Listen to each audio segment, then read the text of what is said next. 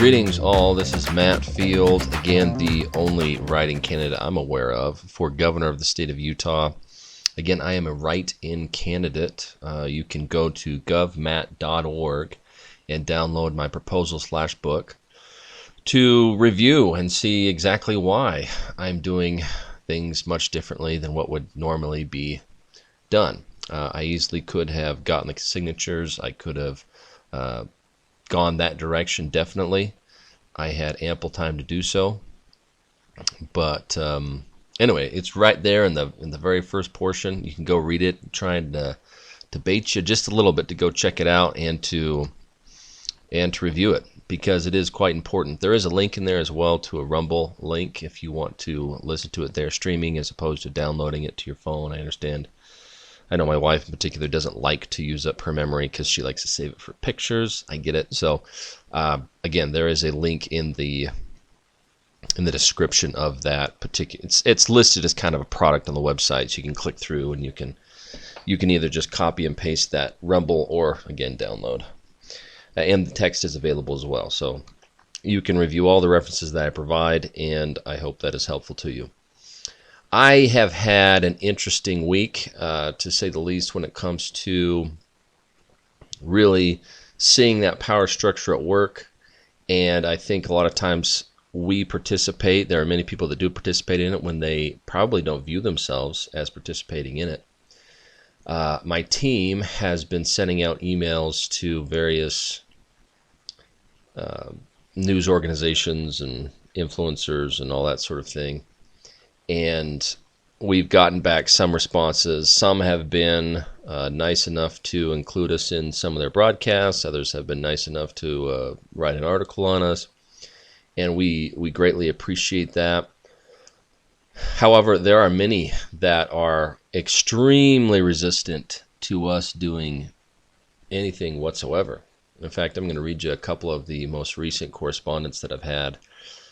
In sending one out, I received one from somebody else who, I'm not going to name any names. I'm not going to pull that Seinfeld communist episode.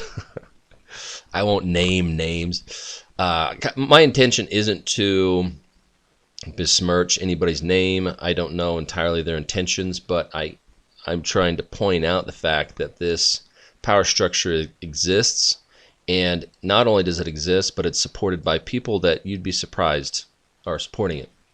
So one of the emails I recently received was, from somebody that has some influence in the state of Utah, and they said the following. They said, hopefully, again, this is in my team requesting an interview. It says, hopefully you'll jump on the Lyman train before it's too late. His ticket is the only chance we have to change what's happening in Utah over the years. Nothing personal, please consider sooner than later. This person has sent me some other relatively short messages as well. I responded by asking if they'd actually reviewed my proposal, and I explained to them that my motivations are much different. I say we all should be working to elect the best candidate. I'm not saying that's me, but it shouldn't matter if we are associated with any particular political party. I basically challenged this person to read my proposal with, obviously there was no response to that, but this is one. I received another one. They had actually consented to do an article with us, and then they came back afterward and says, thanks for getting back to me, Matt. My editor has actually decided not to do a story because we have lots of things to do to cover, including other candidates. So they're willing to review other candidates, but they're not willing to review us, which I think is very telling. And I've talked about this before, but you have two parties, the Democrats and the Republicans, and they wield all the power in the state, if there's any power to be wielded. And the people that support them are people that view instances like this other person who is saying that the only way we can move forward is if you support Lyman. And it's that kind of thinking that has created the two-party system that currently exists, of basically two different parties that pretend to be different, but in all reality they aren't that much different. I don't want to be repetitive, but I have mentioned many times there are many, many instances where the Democrats and Republicans at a national level and at a state level have all just fallen in line. They've done it in a much different way, though. And the example I've used in the past is look at George Bush when they passed the Patriot Act and the amount of pushback he got from that while it was happening. Except when Obama was in power and the Democrats had the power, they could have easily overturned the Patriot Act, but they didn't. The same thing existed with the Republicans. When Obamacare was passed, they mounted a huge defense. They said, no, no, no, no, no.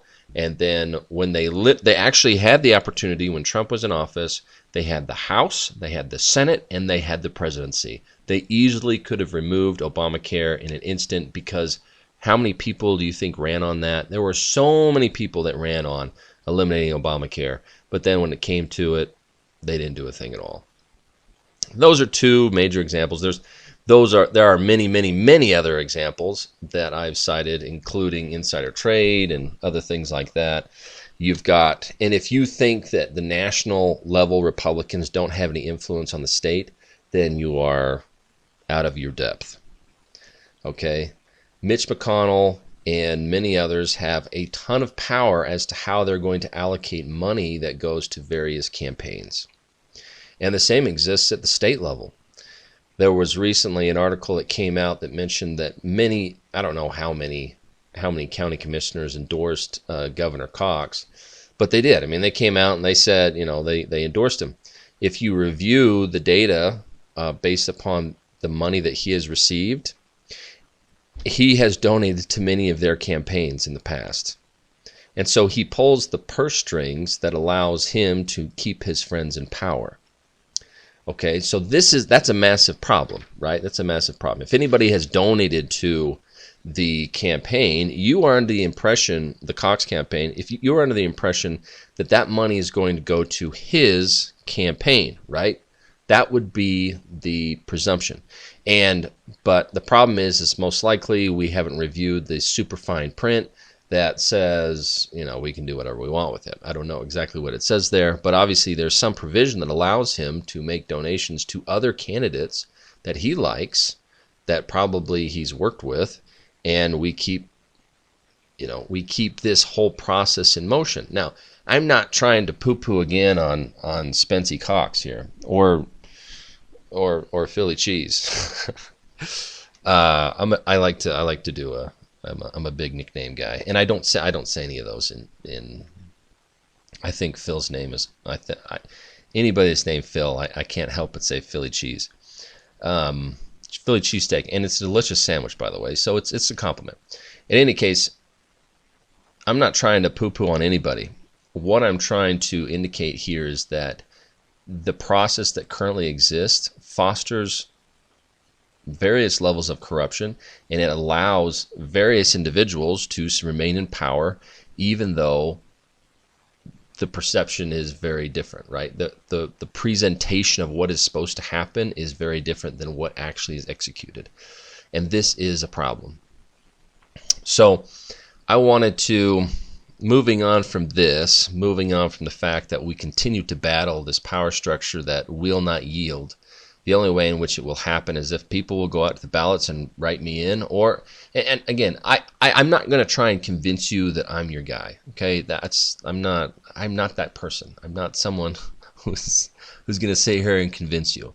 I don't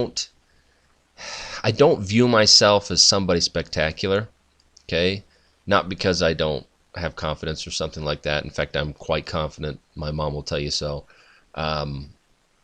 I don't care if you like me. I don't care. I just don't care. My objective in doing this is to hopefully implement morality as the basis of all of our decisions, which currently that is not the case, especially if you take the time to go to mattgov.org and review my book. Govmat.org. I think I said mattgov. It's govmat.org. And you'll begin to see very quickly that there's so much corruption that exists, and not particularly because of every individual, right? I'm not picking on the sitting governor. I'm not picking on anybody. I'm saying that the current system is so corrupt that it is almost impossible for there not to be corruption. Right? It's much like the process when they did the Nuremberg trials. They had people coming in there as like, I was just flipping a switch. I was just delivering this paper. I was just emptying these containers. They have employed, the power structure has employed strategies that disconnect the people that are functioning within their organization from what they're actually doing. Okay, so they don't view what they're doing as bad. They view what they're doing as good because they feel like they're fighting the good fight. But in all reality, when they're able to zoom out and see the full picture, they can instantly begin to see the problems that exist with our current situation, our current system. So again, I encourage you to go take a listen. That is my main objective by doing this podcast, is to direct you to my proposal, to my book, so that you can understand what it's all about. And again, it's free. I'm not trying to sell you anything either. It's free. It's 100% free. Go check it out. Go check it out and determine whether or not I'm your guy. So, and part of that has been the degradation of language associated with what our country, what our state stand for. And even myself growing up, I was under the impression that we were a democracy. Okay? And just by saying that, you're probably like, wait, whoa, hang on a second. We are a democracy. We are a democracy. And that's where we're wrong. So I want you to listen to this clip. This is Charlie Kirk. I don't agree with everything Charlie does, but I think he does a good job in educating people in many ways. I think this is a good clip. So listen. Do you view democracy as an American value, something that's very important to the fabric of this country? No. Where is democracy in the U.S. Constitution? I am pro-representative government, okay, but I'm not pro-democracy. That's a big difference, and that distinction's important. But you asked very specifically about democracy, which is not an American value. It never has been and never should be, because what is democracy? Democracy is majority rule no matter what, that there's no provisions of checks and balances, no inalienable rights, no separation of powers, pure if the majority gets it, the majority wants it as quickly as possible. I don't advocate pure democracy. I do understand that we live in a Cool. representative, like we live in a republic, so and I in understand these things. representative government. Okay. And you might say I'm splitting hairs on words, but yeah. Yeah, so and you might think, well, he's splitting hairs, but no. And this is the part that I think a lot of people miss, and I don't think is fully grasped. And maybe Charlie understands this. I'm not saying he is, and I'm not saying that you don't either. I'm just saying that I don't hear this very often, and so my belief is that most people miss this part. And I think it's a two-part portion, and it's kind of what Charlie spoke about. And it begins with the idea that we live in a democracy. Now, in the sense that we go and vote for our representatives, that is democratic, right? That's what we are supposed to do. We're supposed to determine who's going to go where. But if we were actually a pure democracy, if we were functioning along the lines of a democracy in its purest sense, then whomever had the most votes would win every time.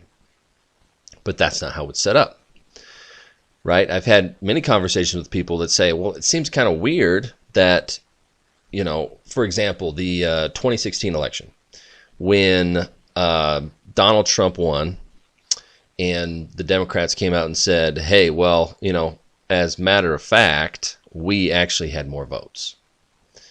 And that doesn't matter. It doesn't matter because we have the Electoral College. And this is what our founding fathers did, is they recognized that democracy in its purest sense is actually an evil. And when you allow certain areas to vote, then certain areas to rule, they are going to, like big cities like New York City or Los Angeles or whatever, most likely they are going to have the same thoughts, the same trend of mind in a matter of speaking, okay? And because of that, they are going to vote the same.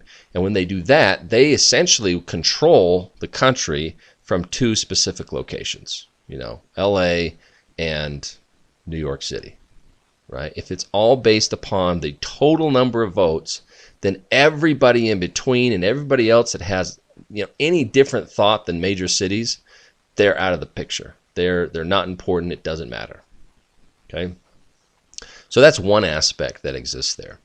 The second part that I think is much more elusive And I was listening to a podcast, and I want to give props to, her name is Dr. Jack Logan. I believe she's a professor at Yale. I could be wrong, though. I can't remember if it's Yale or... It's a pretty prestigious college, at least in the eyes of the eyes of society. Let's put it that way. Anyway, she does a podcast called Ancient Traditions. It's a religious podcast, but she made some very interesting points when talking about the kings and how King Charles is going to be coronated here before too long, and she was talking about all the symbolism.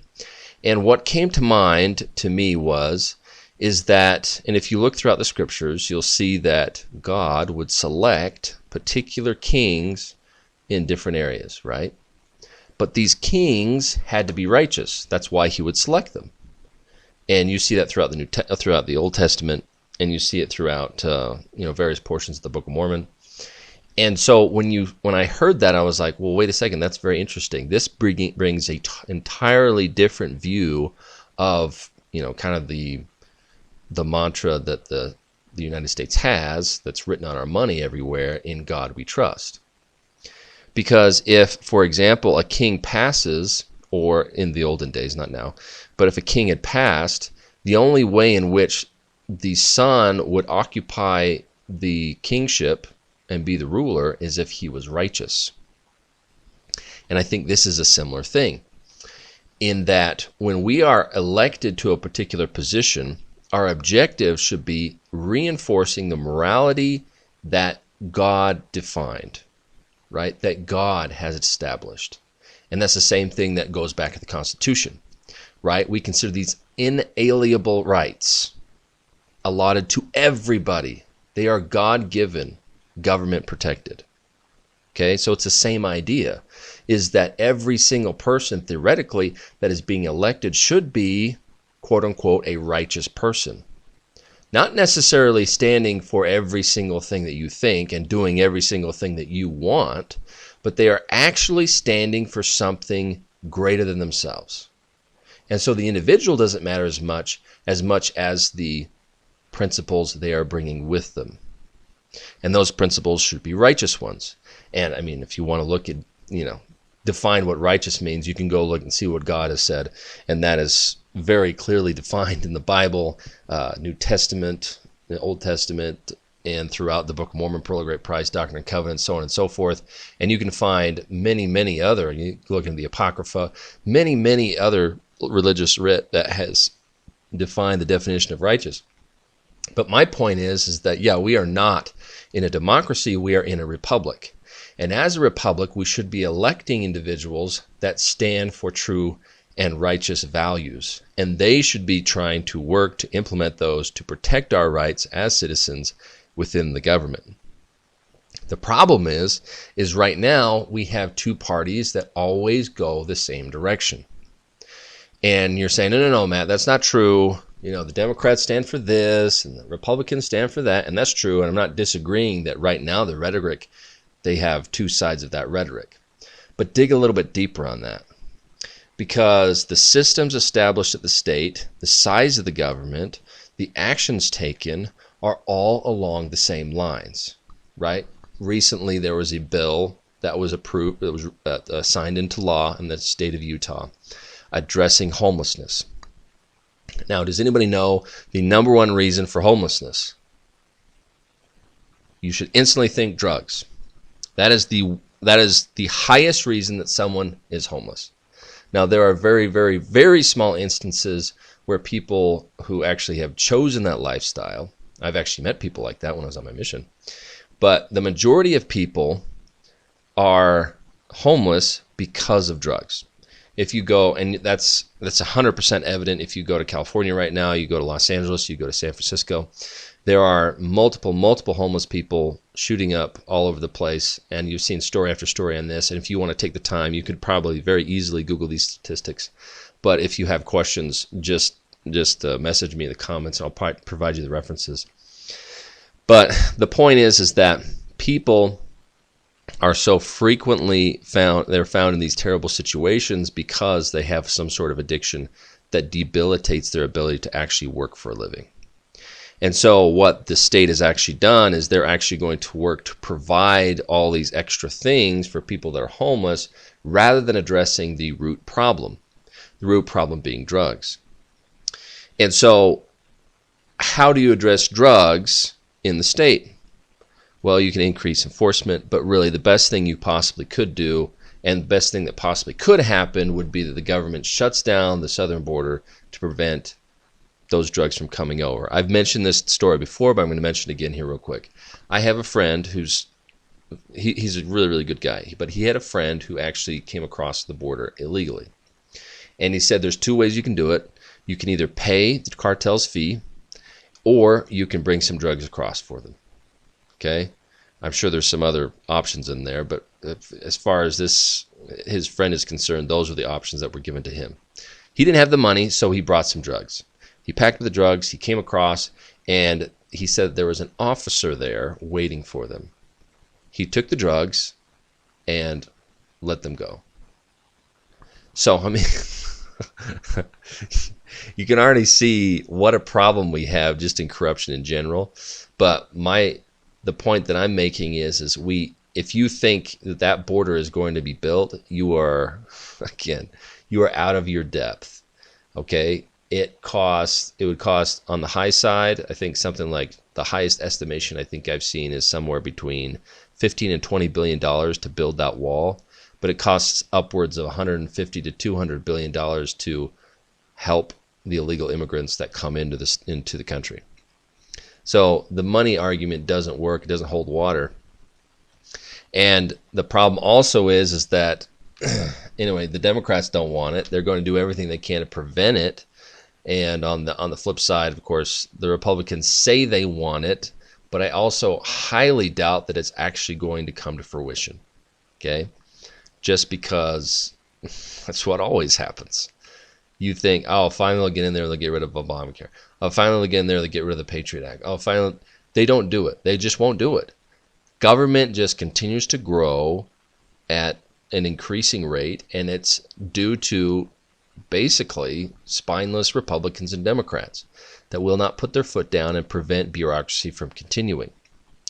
So what can the state do? Going back to this idea of eliminating homelessness in the state of Utah, they cannot wait for the United States to act. And so, as I mentioned in my proposal, is we literally need to build we begin with this. We begin with creating basically checkpoints at each of the entrances into the state.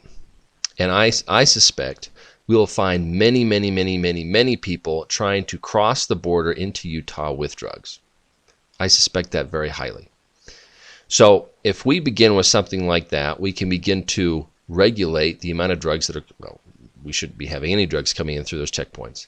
And we look and see that we review the data as that comes through, and as we see that decline, as I'm sure it will, it'll likely, those people that are trying to bring the drugs in will try and find another way to get in. And so we would have to, at some point, probably build a fence all the way around the state, which would be a nominal expense, much like it is to the United States in building a wall in the South, to prevent drugs from coming into the state.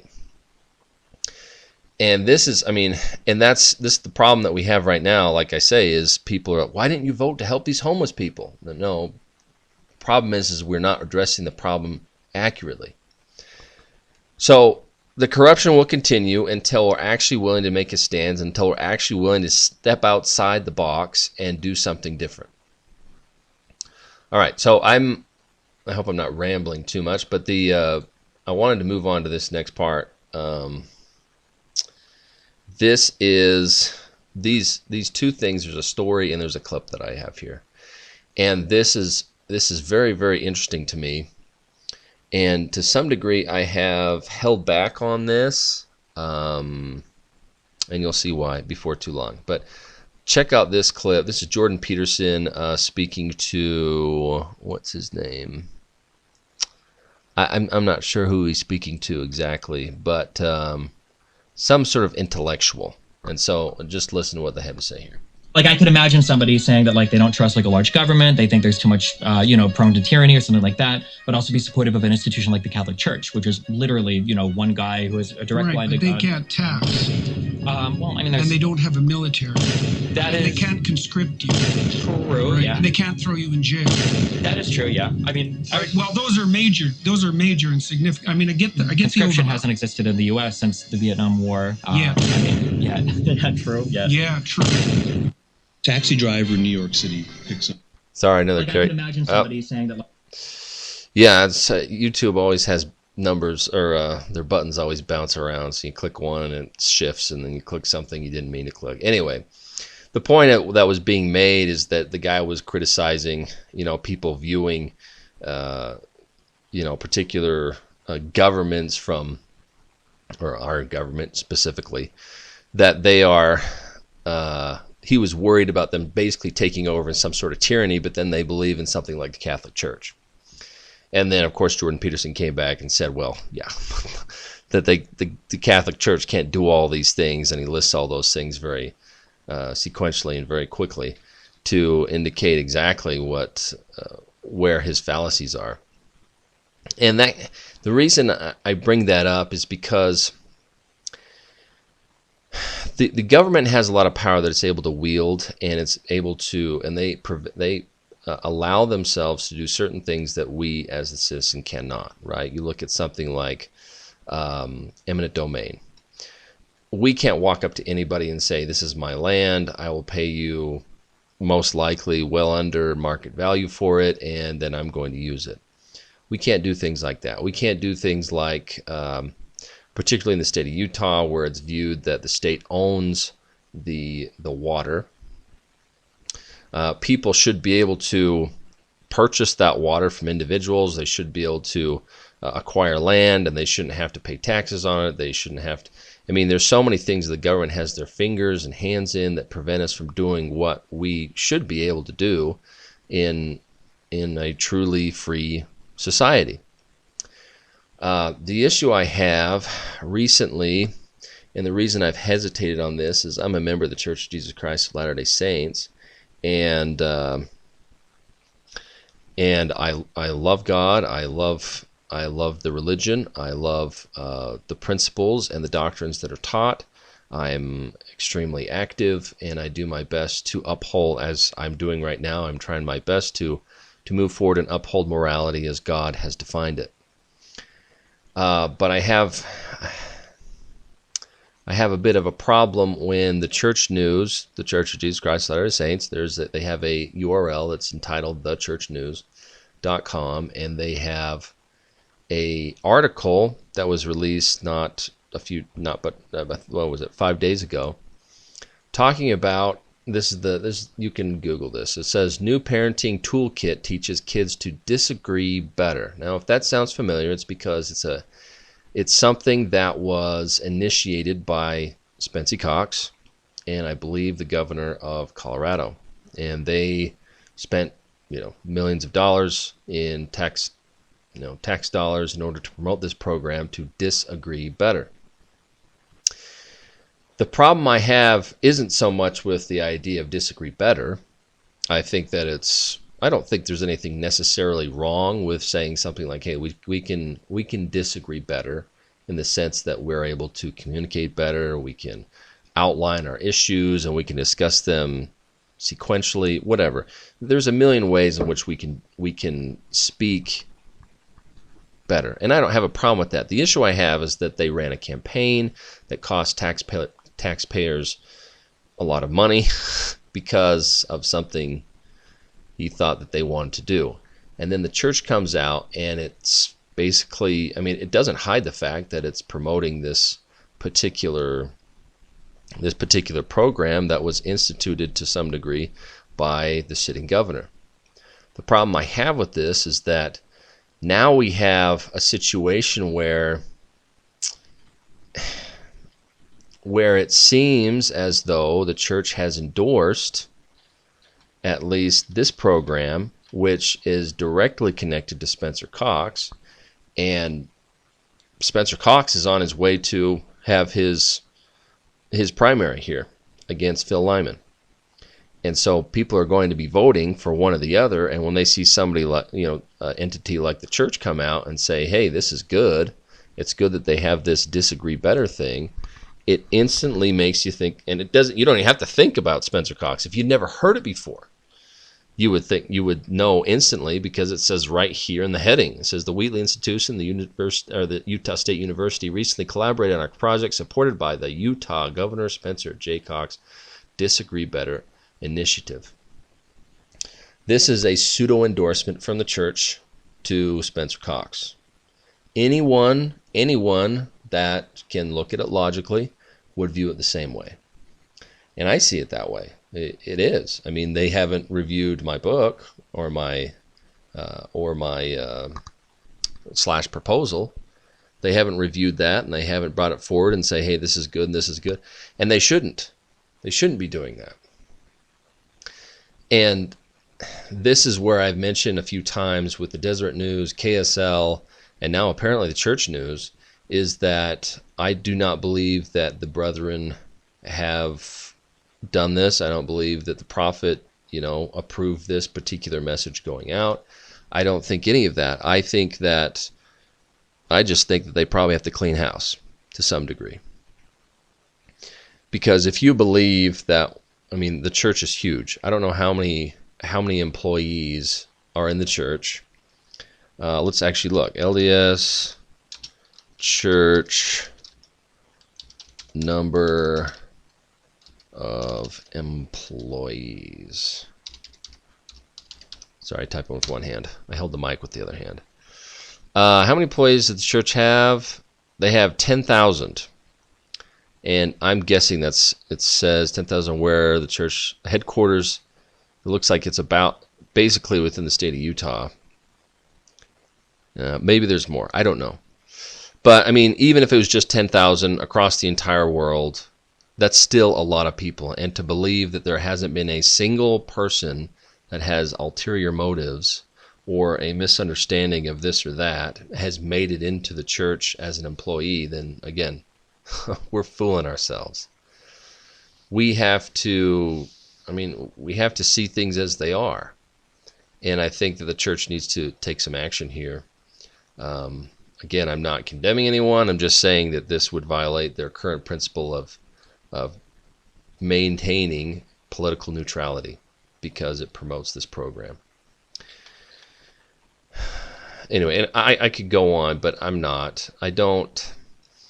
I've hesitated on this, and I've, in my stance on the COVID vaccine and a couple other things like that, rubbed members the wrong way. And my intent is not to discredit anybody, to discredit the church, discredit anybody in particular.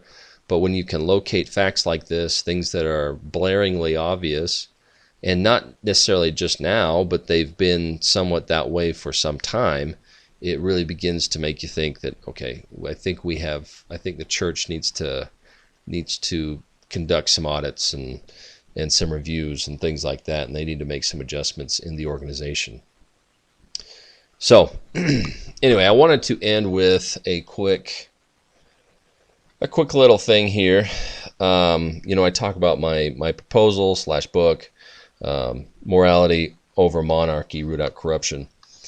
And it's interesting, there's a scripture in Alma 31:5, and it says, as the preaching of the word had a great tendency to lead the people to do that which was just, yea, it had more powerful effect on the minds of the people than the sword or anything else.